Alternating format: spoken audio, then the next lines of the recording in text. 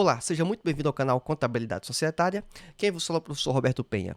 Hoje vamos falar um pouquinho sobre operações financeiras, especificamente empréstimos e financiamento. Se você está chegando aqui pela primeira vez no canal, tem uma série de vídeos envolvendo a contabilidade, nos mais diversos aspectos.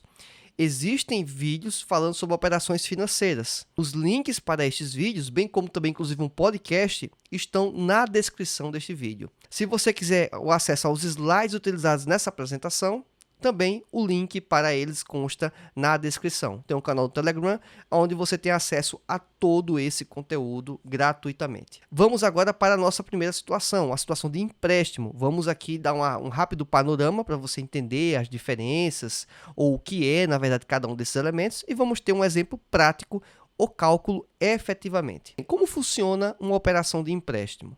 Pode parecer até algo simples, mas é bom deixar isso bem claro, principalmente para diferenciar a situação de financiamento. Primeiro temos o banco.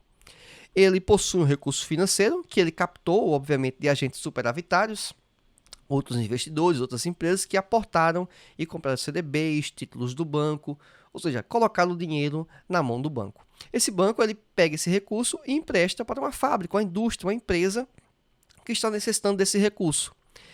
Essa empresa vai pagar posteriormente este recurso, só que com os juros. É o custo pelo uso antecipado ou acesso ao dinheiro antes que você, inclusive, tenha ganho ele. Então, você está incorrendo nessa operação financeira. Então, é assim que o banco ganha dinheiro e é assim que as empresas também se alavancam para poder dar conta de suas operações. Então, essa é a situação de empréstimo. Agora, o que diferencia empréstimo de financiamento? O empréstimo, então, a empresa tem a flexibilidade de usar para qualquer finalidade, ou seja, você recebe em dinheiro. O financiamento é algo um pouco diferente. Primeiro, temos mais uma vez a figura do banco ou de uma financeira. Essa instituição financeira entrega um recurso financeiro para uma empresa que vai construir ou vai vender um bem, um item que pode ser um caminhão, pode ser uma máquina, pode ser diversos equipamentos que são úteis para uma construção de uma empresa, de uma linha de produtos. Ou seja, é aquilo que vai ser utilizado na atividade da empresa. Basicamente é isso. No nosso caso aqui, vamos utilizar como exemplo uma fábrica de caminhão. Então, o banco ele entrega o recurso para a fábrica de caminhão, que ela vai fabricar o caminhão e vai entregar para a empresa que teve o financiamento, que procurou o financiamento. Então, ela fabricou esse caminhão, ou já estava pronto, e vendeu ou entregou esse caminhão não para o banco que fez o pagamento, mas sim para a fábrica, a indústria, mais uma vez, a empresa que solicitou esse financiamento via o banco. Ou seja, a empresa não tem um recurso financeiro, ela não teria condições de chegar diretamente na construtora, na fábrica dos utensílios, dos equipamentos, no caso aqui a fábrica de caminhão, ela não tinha como ter acesso a esse recurso. Portanto, ela procurou o banco e o banco ele emprestou, só que como financiamento, na verdade, não é o recurso financeiro caindo na conta da empresa, e sim diretamente na empresa que vai entregar o produto, o insumo, a máquina, no caso, o caminhão. Feito isso, a empresa vai ter que, obviamente, devolver esse recurso, o acesso a este financiamento.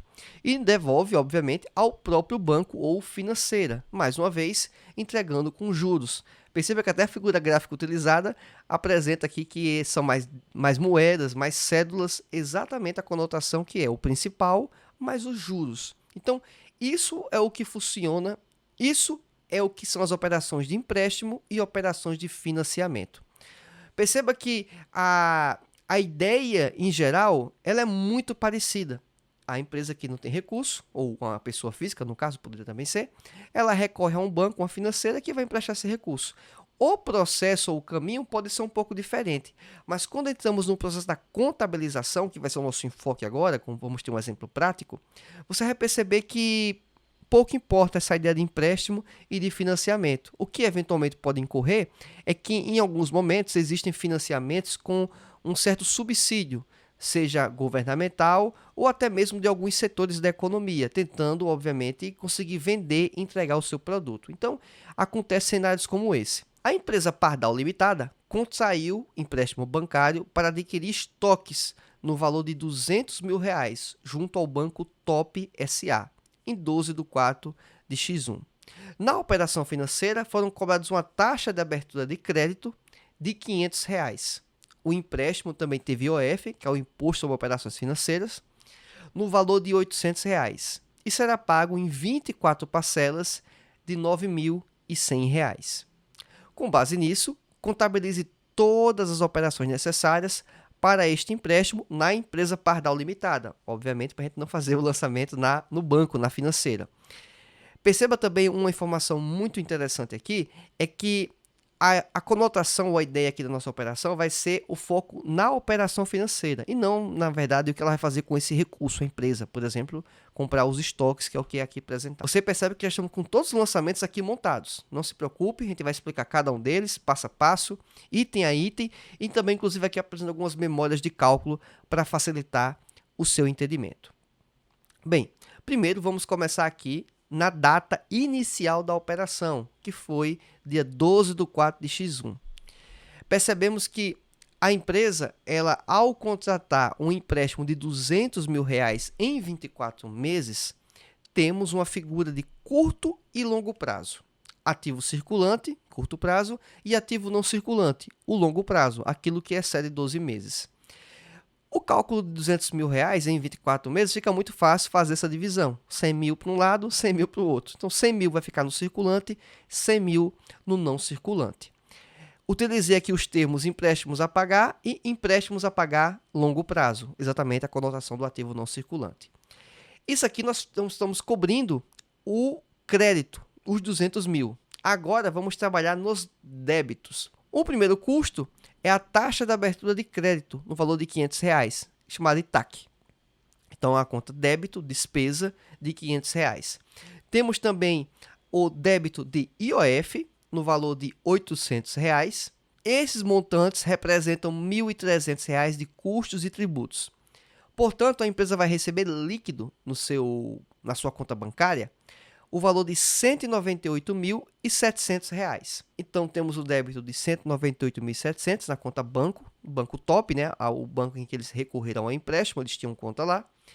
Débito de R$ 500 de taxa de abertura de crédito, débito de IOF de R$ 800. E temos como contrapartida, totalizando os R$ 200 mil, as contas de empréstimo de curto e longo prazo. Superada essa etapa, temos também no mesmo dia 12/4 de X1, o uso da ideia dos juros a apropriar. Semelhantemente a um vídeo anterior que já também apresentamos sobre a questão de receitas financeiras, é interessante notar que temos também mais uma vez a figura de curto e longo prazo. Então, a conta de empréstimos da empresa, ela não representa apenas o valor do principal, ela também deve levar em conta os juros das operações envolvidas.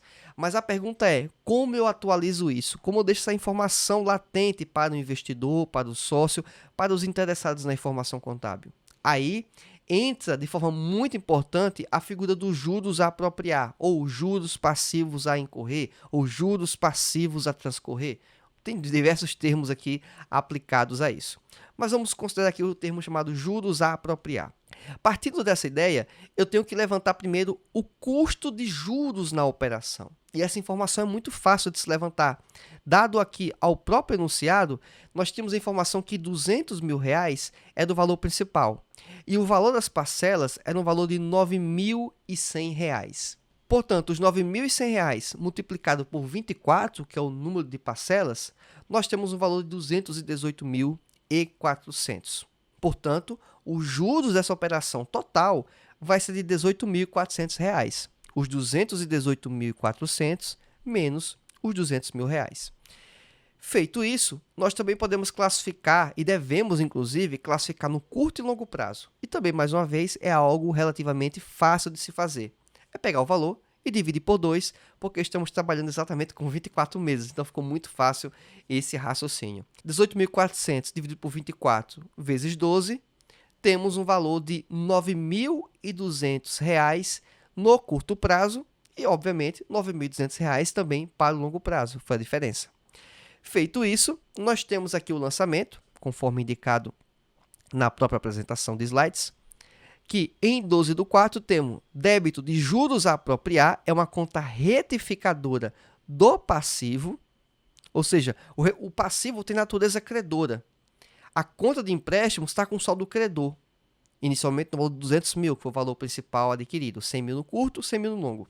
Vamos pensar aqui apenas na conta de lucro de curto prazo.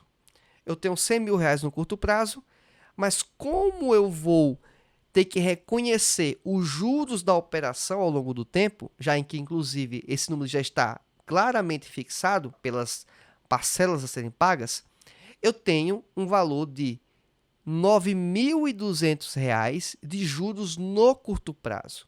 E para que eu possa alocar isso no meu passivo, eu tenho que procurar uma conta débito correspondente. Então, a ideia do uso de uma conta retificadora no próprio passivo vai permitir que a conta de empréstimos a pagar, que está com 100 mil reais, e vai passar a ter 100 mil reais mais 9.200, totalizando 109.200, vai ter um efeito líquido no grupo de empréstimos, não de 109.200 no primeiro momento, no primeiro mês, na data da aquisição do empréstimo, mas sim de 100 mil. E como eu consigo contornar isso? É eu fazer um débito numa conta no mesmo grupo de empréstimos, chamado inclusive de juros a apropriar. Então essa conta vai ter um saldo devedor de 9.200. Então 109.200 na conta de empréstimos a pagar, que é a conta credora, e um saldo a débito de juros a apropriar de 9.200, eu vou ter um efeito líquido de quanto? 100 mil reais. Perceba que, à medida que o tempo passa, eu estou incorrendo, aí sim, nos juros, porque os juros é o custo do dinheiro no tempo. Eu só estou pagando os juros porque eu recorri a um banco, a uma financeira, e peguei empréstimo para antecipar algum gasto, alguma necessidade, algum objetivo da organização. Então, no primeiro momento, apenas isso é necessário. Só que, como a empresa trabalha com curto e longo prazo, porque o financiamento ou empréstimo levou todo esse período, vamos ter que segregar, porque eu tenho que classificar também e ter o mesmo cuidado para o longo prazo. Então, é feito o lançamento de débito de juros a apropriar R$ 9.200 no curto prazo, débito de juros a apropriar longo prazo também de 9.200 e empréstimos a pagar 9.200 e empréstimos a pagar a longo prazo também 9.200. Portanto, fechamos aqui o lançamento dos juros a incorrer ao longo dessa operação de empréstimo. O terceiro lançamento aqui vai envolver a ideia dos juros a apropriar. E aqui é algo muito interessante, porque nessa operação eu devo considerar os juros que incorreu pelo fator tempo. À medida que cada mês se passa, a empresa vai ter que reconhecer efetivamente os juros. Se ela for pagar esse empréstimo, inclusive antecipar o pagamento, todas as operações no futuro, querer trazer valor presente, o valor que ela efetivamente vai pagar vai ser muito próximo a os valores iniciais de 200 mil reais mais os juros do período do primeiro mês, equivalente a aproximadamente R$ 766 reais. Vai ser efetivamente esse valor numa operação financeira de desconto junto ao banco? Não. O banco vai cobrar um spread em cima disso, mas vai ser algo muito próximo nessa operação. Então, só para deixar claro isso. Como obtemos essa informação? Primeiro, se já sabemos o valor de custo de empréstimo todo o período de 18.400, se pegarmos esse valor e dividirmos pela quantidade de parcelas, que são 24, vamos ter o custo mensal de R$ 766,67. Então, a cada parcela paga, os juros têm correspondido a isso. Bem, feito então esse reconhecimento aqui inicial, podemos também levantar, aí sim, o lançamento para os juros do período, conta de DRE. Se for observar, no dia 12/5, um mês após, incorreu-se nos juros do período da operação, eu debito a conta juros sobre empréstimo, R$ 766,67. Temos também o crédito na conta de juros a apropriar, retificador do passivo, também de R$ 766,67.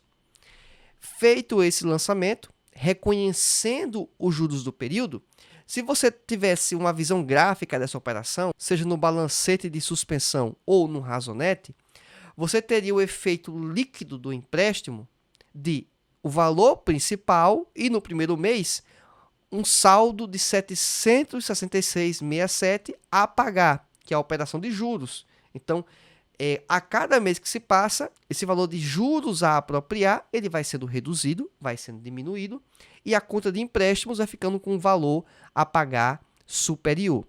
Isso, inicialmente, se desconsiderar qualquer tipo de pagamento. Lógico, a cada mês a empresa vai estar fazendo pagamento, é o que se espera. Então, à medida que vai ser feito o pagamento, o valor principal ele vai ficar limpo, digamos, só o valor principal, e os juros que aparecem é apenas os juros do período, certo? Para fazer o abatimento daquela operação no mês. Então, para exemplificar isso, nós vamos ter aqui, aí sim, o lançamento do pagamento, que vai incorrer no dia 12/5, e esse valor de R$ 9.100.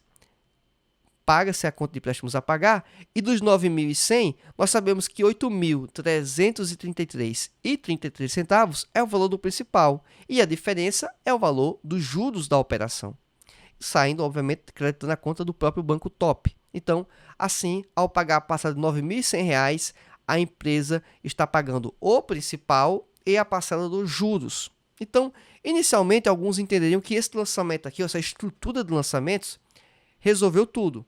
Sim, resolveu tudo. Alguns até podem fazer uma demonstração e uma aplicação desses lançamentos um pouco distinta e com efeito líquido, resultado final idêntico, igual, mudando absolutamente nada. Mas vamos trabalhar agora no contexto em que, como temos informações de longo e curto prazo, nós não podemos incorrer na falha de, ao pagar a parcela do curto prazo e passando o mês, deixar de trazer para o curto prazo a parcela do longo prazo. Perceba que o meu curto prazo, após o mês, vai continuar sendo 12 meses. O meu curto prazo daqui a 6 meses vai continuar e deve ser 12 meses. Então, o que muda na situação do empréstimo é que o meu longo prazo, o meu custo de longo prazo, ele vai diminuindo, porque o que deve ocorrer? Uma parcela do longo tem que vir para o curto prazo, e assim por diante. Ao passo que, após 12 meses, eu só vou ter curto prazo. Então, é muito importante esse tipo de lançamento, e alguns, erroneamente, desconsideram esse tipo de operação e viram um mau problema. Então, vamos apresentar aqui o lançamento adicional para que você possa manter a estrutura de 12 meses, tanto dos juros a incorrer, bem como também do próprio valor principal. Então, como fazemos isso? Primeiro, debitamos a conta de empréstimo a longo prazo, já que a gente quer eliminar uma parcela que está ali alocada, e vamos classificar no curto prazo. E qual o valor que eu devo fazer isso? Pelo valor que já levantamos na operação. R$ 200.000 dividido por 24, o meu valor principal é de R$ 8.333,33. É esse valor que eu estou considerando aqui. Credita-se, então, portanto, a conta de empréstimos a pagar no curto prazo, porque eu vou manter a estrutura de 12 meses. Logo em seguida, pensamento análogo que fizemos com o principal, vamos fazer com os juros. O valor de 766,67, eu vou debitar a conta de juros a apropriar do curto prazo, ou seja, estou ampliando o saldo dessa conta, aumentando ela, e estou creditando a conta de juros passivos a apropriar, ou juros a apropriar do longo prazo, eu estou creditando a conta lá do longo prazo, ou seja, estou diminuindo aquele saldo. Ela vai ficando, até um ponto vai ficar zerada, porque eu estou trazendo uma parte dessa do longo prazo para o meu curto prazo. Então, eu consigo manter a estrutura e consigo manter o racional. Antes que você até possa considerar aqui elementos puramente financeiros, de matemática financeira, aqui trabalhamos com a exemplificação. Trabalhamos aqui com algumas abstrações para que pudéssemos aqui trabalhar direto ao ponto principal, que é a estrutura de lançamentos. E aqui sim, essa estrutura de lançamentos está adequada. Obviamente, existem caminhos alternativos de você proceder isso. Contudo, eu acho que esse é o melhor caminho para que você possa ter, inclusive, uma lógica de compreender como foi feita a formatação destes lançamentos contábeis.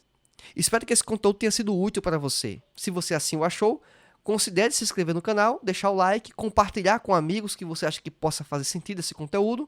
Também informo que os slides utilizados nessa apresentação, bem como também links de vídeos relacionados que têm tudo a ver com esse conteúdo, estão todos na descrição do vídeo. Aguardo você na nossa próxima aula. Até mais. Tchau, tchau.